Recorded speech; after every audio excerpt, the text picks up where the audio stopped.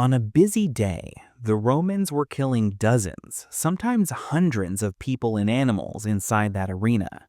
Gladiators, condemned criminals, exotic animals from across the empire. And at some point, someone had to deal with all of that. Someone had to clean it up. So where did it all go? What happened to the bodies at the Colosseum? The moment the Colosseum opened in 80 AD under Emperor Titus, the Romans celebrated with 100 days of games. 100 days. Historians estimate somewhere between 9,000 and 11,000 animals were killed during that opening run alone. That's not counting the human deaths. That's just the animals. Now, I want you to sit with that number for a second, because we're not talking about a contained little spectacle. We're talking about an operational logistics problem of genuinely enormous scale. The Romans weren't squeamish about this. They had a system. And that system is honestly more fascinating and more disturbing than most people realize. So here's the first thing that surprises people: the arena floor itself. You've probably seen pictures of the Colosseum today, where you can look down and see all the underground tunnels and chambers underneath. In its heyday, the arena floor was covered in wood and then packed with sand. The Romans chose sand specifically because it absorbed blood. They knew what they were building. They planned for the cleanup before the killing even started. But here's where it gets interesting. The sand could only do so much.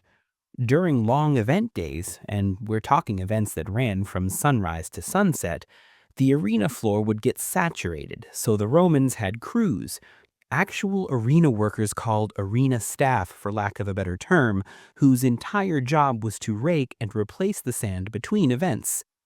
While the crowd watched, some sources suggest they'd drag the sand to the sides, replace it with fresh layers, and keep the spectacle moving. It was almost theatrical in itself. Part of the show was the Romans demonstrating how efficiently they could process death. But the bodies. Let's talk about the bodies. For gladiators specifically, the situation is more nuanced than you'd think. Gladiators were expensive. A trained gladiator represented a serious financial investment by his trainer and owner. So when a gladiator died in the arena, there was an immediate economic transaction happening. The lanista would typically have the right to reclaim the body, and they did because gladiators were usually buried, sometimes with considerable respect. We've actually found gladiator cemeteries. One in Ephesus, discovered in 1993, gave us a remarkable amount of skeletal evidence. These men were buried deliberately, carefully. Some had grave markers. So the gladiators, counterintuitively, were among the better treated dead. Now the animals are a completely different story. And this is the part that I think gets genuinely undersold when we talk about Roman spectacle. The scale of animal death at the Colosseum over its active centuries was so enormous that historians partially credit the games with driving certain species to regional or full extinction. North African elephants, gone. Hippopotamuses in Egypt became extraordinarily rare. The Caspian tiger, possibly extinct in part because of Roman hunting for the arena. They were pulling animals from Britain, from sub-Saharan Africa, from Persia, from India. The logistics of just capturing and transporting these animals was its own massive industry. And then they killed them in the arena. So what happened to those carcasses? Some of it, honestly, was eaten. We know from Roman sources that exotic animal meat was sometimes distributed to the crowd or sold in markets after the games. Lion, bear, giraffe. There are accounts of Romans eating animals that had just been killed in the arena, which tells you something about how the Romans related to spectacle and consumption in a way that's genuinely hard to wrap your head around from a modern perspective. But not all of it. A lot of those animal bodies went to what we might loosely call the service corridors beneath and around the Colosseum.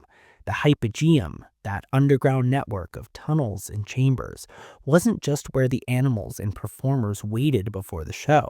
It was also a staging area for removal. After an event, workers would use the same underground passages to drag carcasses out through side exits away from the crowd.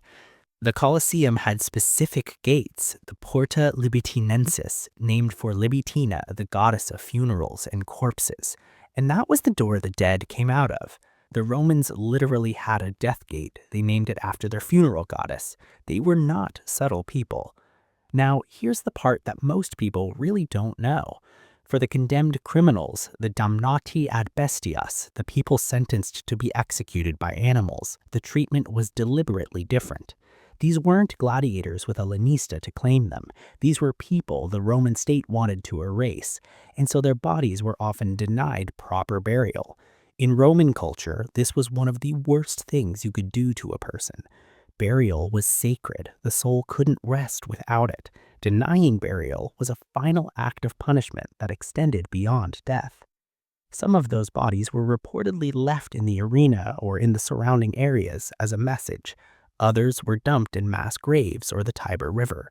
We have significantly less physical evidence for these individuals precisely because we were treated as a refuse. The archaeology goes quiet where the marginalized dead are concerned, which is itself a kind of historical statement. And then there's the question of what happened underground in that hypogeum.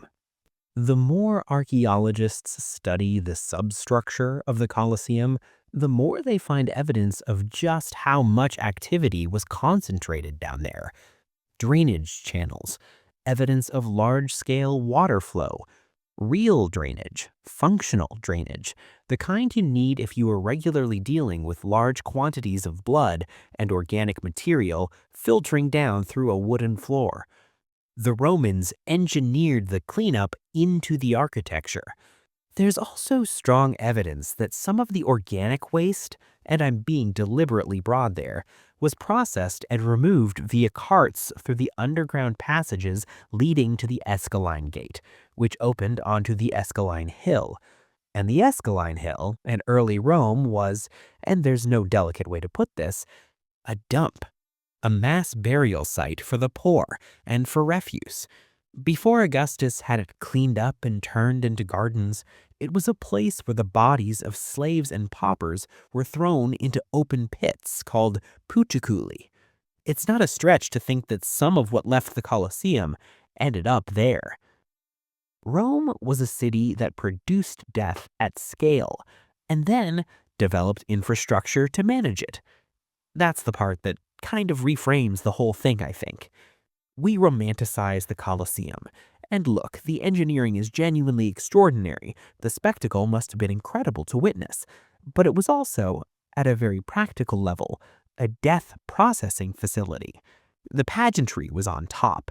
Underneath, literally and figuratively, was a system designed by engineers and administrators to handle mass mortality efficiently and keep the show moving.